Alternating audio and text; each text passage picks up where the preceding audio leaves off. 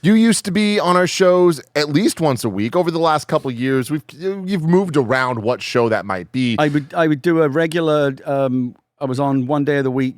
Games Daily every week. Wednesday, or whenever it would be. It moved around, but Wednesday was the day.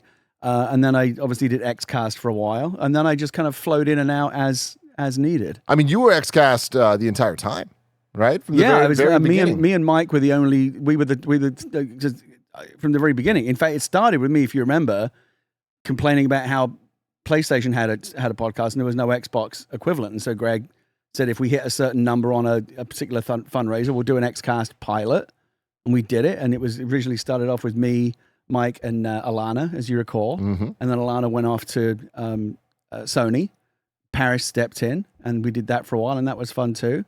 So now that we're a couple months removed from it, because we stopped in May, looking back on the XCast, what does that mean to you?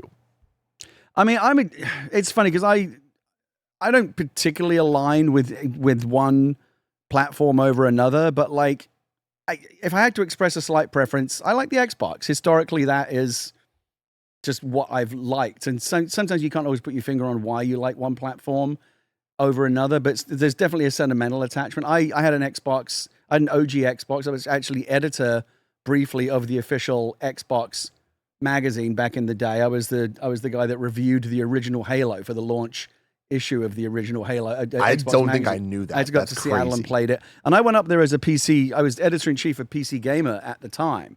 And they asked me to go up there and play it. And I kind of went in with my arms folded because there still is to this day, but there certainly was back then, a lot of snobbery about first-person shooters on PC and console and whether or not, you can ever really be a first-person shooter on controller when mouse and keyboard offers like so much more control and precision.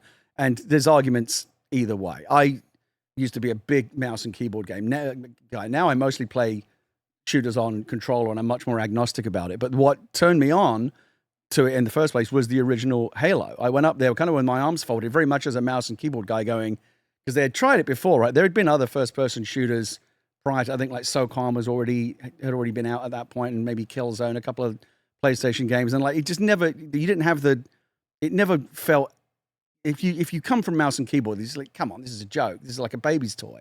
I'd say it was only like maybe GoldenEye. Yeah, right. Maybe GoldenEye. I can't really think, because Halo for me was always the one that was like, oh shit, this doesn't feel like the other experiences I've had. Yeah, and if you definitely were coming to it from that PC, superiority complex that a lot of PC gamers had and still have, especially about mouse and keyboard. Like you look, it's like, what is this, like Fisher Price bullshit? Like what is this? This is not, you can't play a shooter like that. And I went in there like needing a fair amount of convincing. And they gave me the controller, which at the time was the big old Duke. As you remember. And within a couple of hours, I was like, something about the way, I'm sure there's much has been written about why it worked and it didn't in the past, but something about the way they calibrated the controls or whatever, it just, finally it worked and it clicked with me. And after about an hour, I remember just playing the first Halo mission when you're fighting your way off the ship. After an hour going, oh shit, no, they cracked it. Like this actually works. I can play this. And it's fun, and I understand it. I get it, and that was kind of the gateway drug for me, feeling like it was okay to play shooters with a controller on a console. Like I said, now that's how I play. Any shooter that comes out, even if it's also available on PC with mouse and keyboard controls, I generally prefer to play on controller. What's your controller of choice these days? So going back, one of the reasons why I just prefer the Xbox controller. It's just, again, it's not, I wouldn't say that the Xbox controller is better. I never say like it's better than. I just say I prefer it. It's different for everyone. I think the DualSense, because I never liked this is the thing, I never liked the DualShock controller. And the original one, after they added the thumbsticks, the DualShock like 2, 3, 4, whatever, all that basic, it never felt like it was really properly contoured to the hand. It never fit in my hand the way. I always, and this to this day still true, preferred the offset sticks to the sticks that are in parallel. Oh man. For a while, what I had a so I could play on PlayStation. I had, and I still don't know why they should offer this more often. Like the new Super Elite the Sony version of the DualSense version of the Xbox Elite controller, the really expensive one. I feel like they should offer this because I had an Astro controller for a while where you could swap out the D-pad and the left thumbstick and make them offset. Yeah. So you could, if you preferred that offset, because my thumbs just go like that, right? They're offset. They're not here. They naturally go here because that's just how I'm used to it, and the D-pad's below it, not above it. And it's just muscle memory. It's what you're used to. I have very fond, nostalgic memories of Xbox Live. I personally don't think either console is better than the other. Technologically, it's a push. Watch any Digital Foundry video. They're like, it's the same game. Like, neither console ever really has much of an advantage over the other. Software, obviously, a different story. I think Sony still has the edge in software. But, like, just sentimentally, nostalgically, I grew up with the Xbox Live ecosystem. Xbox 360 is still one of the greatest game consoles of all time. Still very, very fondly remembered. It's just kind of like where my heart is. But I have all the consoles. Like I play them all equally. If there's a good game on any system, I'll go play it. But the console wars stuff, I understand why it works. The tribalism.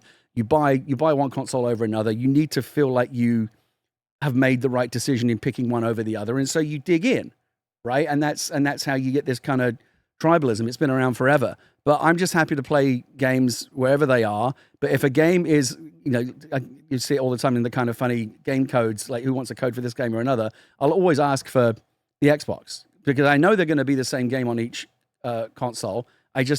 Simply the controller. I just like the Xbox controller. I think the current iteration of the Xbox controller is the best controller ever made. I think the DualSense is more advanced and a lot of the stuff that it does with the better haptic feedback. And every time, like I was playing Spider-Man 2 recently, and when like the sound, when you crack open one of the crystals and it comes out of the controller, it's like, oh, that's delightful.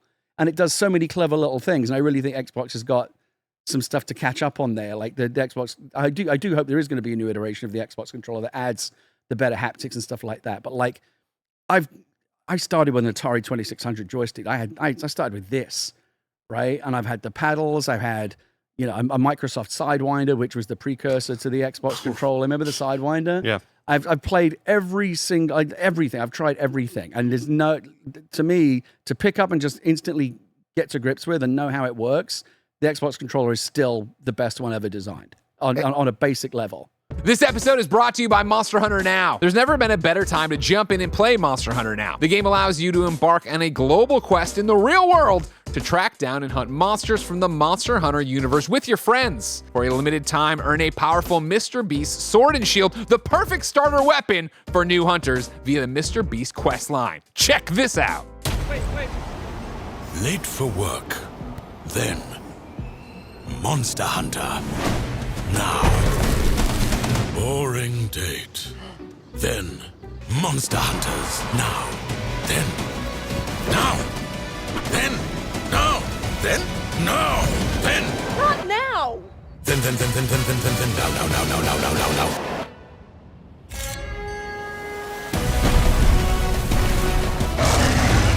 Monster Hunter Now. Hunt anywhere. Download Monster Hunter Now by scanning this QR code or going to kindafunny.com/Monster Hunter Now. Again, go to kindafunny.com/Monster Hunter Now to get Monster Hunter Now. This episode is brought to you by BetterHelp. Every once in a while, it is important to check in and ask yourself, what are your self-care non-negotiables? When your schedule is packed with kids' activities, big work projects, and more, it's easy to let your priorities slip. Even when we know what makes us happy, it's hard to make time for it. But when you feel like you have no time for yourself, non-negotiables like therapy are more important than ever. Some of Tim's best friends use BetterHelp and love how helpful it can be for learning positive coping skills and how to set boundaries. It empowers you to be the best version of yourself. It isn't just for those who've experienced major trauma. If you're thinking of starting therapy, give BetterHelp a try. It's entirely online, designed to be convenient, flexible, and suited to your schedule. Just fill out a brief questionnaire to get matched with a licensed therapist and switch therapists anytime for no additional charge. Never skip therapy day with BetterHelp. Visit betterhelp.com/kindafunny today to get 10% off your first month. That's BetterHelp, HELP.com/kindafunny. Andy, I've noticed on the game codes thing, that the system that we have at Kind of Funny, you also have been getting a lot of Xbox games. You normally go PC first, but I noticed on the console side, you request Xbox. I've just been interested in asking you, like, what is it that is making you do that? It's kind of exactly with Gary. It's the controller, and also I know that I'll likely have less issues if it's a multiplayer game that maybe me and Mike want to stream either here at work or at home or whatever. And Mike always obviously goes Xbox, so that's usually my preference as well. My PS5 is my like exclusives machine pretty much. My Xbox is like my everything machine. That it, obviously I primarily game on PC, but whenever there's a code that maybe the game isn't available on PC, or it's a game coming out where I'm like, we'll see if it runs well on PC at launch. Let me get it on Xbox as well. Right. Because when I'm done either playing that game on Xbox, then it's like, all right, let me wind down for the night. I'm uploading my YouTube video. My Xbox is still on. Now I'm gonna watch Netflix or HBO Max or whatever. And of course, that's the other big thing. It's just like where your friends are, right? Historically, that's where it used to be. Like, most of my friends were on Xbox Live. It killed me, and this is why I've been such a bore about crossplay over the years, and why I'm so glad that it's finally starting to become more and more. It's not anywhere near as mainstream as it needs to be, but it's getting better, right? Helldivers, when I play, I'm playing 50% pretty much with PC and PlayStation 5, and hopefully they'll add Xbox to the mix as well at some point. But I remember when The Division, I used to love The Division. It's still one of my favorite games. I don't think they ever will, but I really want them to make like another Division game. God, me but Division and Division 2, I fucking loved those games. God, this guy's just on it right now. He's saying It broke my heart that my friends were split right down the middle between Xbox and PlayStation. Like, you guys were all on PlayStation, but I also had a big group of people that I was playing with on Xbox, and I could never get them together because there's this bullshit, arbitrary, invisible barrier between them. And I don't understand all the technical reasons why sometimes it's not easy to do that. Sometimes some games seem to have no trouble doing it. Other games, it's a big problem for us. But like, it's just so, it takes me back to the days of like HD, DVD, and Blu-ray, and like you got to have one or the other, and they can't possibly like cross over one another. We should just all be able to play together, regardless of what system we own. And so seeing cross-play and seeing cross-progression become more mainstream, and it becoming, I feel like it used to be, you came across as a bit entitled if you wanted a game to be crossplay, because it just wasn't very normal and it very rarely happened. It was like a rare thing. Now it's so commonplace. Like I feel like you're justified in expect that you have every right to expect crossplay at this point. And again, I think it's more. Would you say that like when it comes to multiplayer, multi-format titles, crossplay is now more the norm than not? Yes. Yeah. So we've crossed that barrier, right? And it's only going to get better. And it's good for business, right? If you can play with more people, you're going to sell more copies of the games. I'm sure there are people that have like not bought a particular game because they've got friends on PlayStation, they would like to play with them, but they only have an Xbox, so they can't get in. But if you can sort out the cross progression, I think is less important, but still also really it's so one cloud. I mean, this is the other thing I love. Let's keep it positive. Fucking cloud saves, man. What a wonderful thing that is. Sometimes it gets really annoying when you get like the conflicts, and I know Leah's been playing Horizon Forbidden West on 2 different PlayStations, and sometimes it won't find the most recent version of the save, and you have to remember to like make sure you quit out properly or whatever, so it uploads the most recent cloud save. But like, look at a system where it really works well. Like, I have a Steam Deck, and I've been playing Balatro, which is my other favorite game of the year, going back and forth between playing on my Steam Deck and playing on my PC and playing on whatever Steam Link device I have in front of me. And it just, you can pick it up and play. It's always the same. Basically, the game just follows you around wherever you are. It's almost the most recent version of the game that you've been playing. And that is something, again, I'm old enough to remember when that's like magic. Like remember memory cards? I know it sound like kind of old man on a porch, but like fucking memory cards and having to like take that with you and bring in my save game with me. It's all a thing of the past. When we play Helldivers today, I'll log into Steam with my QR code on the app. It'll find it'll find my character, and I'll have all my levels and all my shit on it, and I'll just be ready to go. And it's so easy. We complain all the time about all the shit in video games that's broken, and there is a lot to complain about. But every now and again, I think it's nice to sit back and count your blessings and remember like just how far we've come and all the things that even 10 years ago we would have thought, oh, surely not. That's sorcery. But we just take it for granted now.